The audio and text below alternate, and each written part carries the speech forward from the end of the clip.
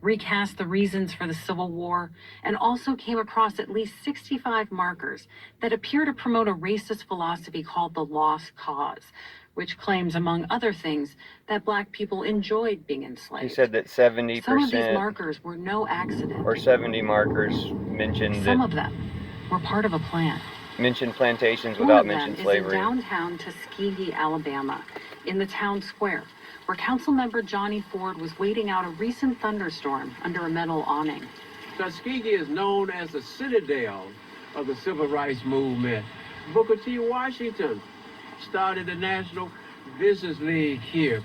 Tuskegee is the birthplace of Rosa Parks. It's the home of the Tuskegee Airmen. Ford points out that close to 90% of its residents are Black. But in the center of this square is a stone marker with two carved Confederate flags. It says, "Honor the brave, with God as our vindicator," erected by the Daughters of the Confederacy to the Confederate soldiers of Macon County. That reflects the fight to preserve slavery. That is not a positive sign for us here in our community. That's not a fair message. Ford and the citizens of Tuskegee have been trying to remove the stone marker for years. It's also got a Confederate statue on top. But they can't, because the thing about this marker and thousands of others across the country is that they are owned by private groups.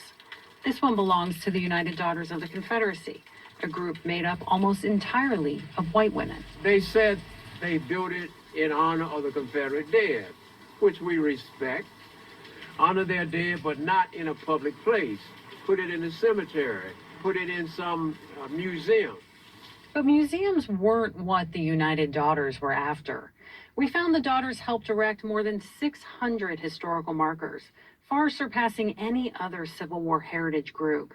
They congratulate men for fighting for the cause, the just cause, the sacred cause, the lost cause, they say, for their, quote, unsurpassed heroism and patriotic devotion as they fought to break the country apart to keep men enslaved, or what the markers call their, quote, glorious heritage. One in Harper's Ferry tells a fabricated story of a, quote, faithful Negro. There's one in Sherman, Texas, which they rededicated in 1996, that says the war efforts of Confederate soldiers will, quote, teach future generations Southern chivalry. They put up at least 3 markers and memorials to Nathan Bedford Forrest, the first Grand Wizard of the Klan. They even put up a marker outside Concord, North Carolina, to the Klan itself. That one's been removed. Lately,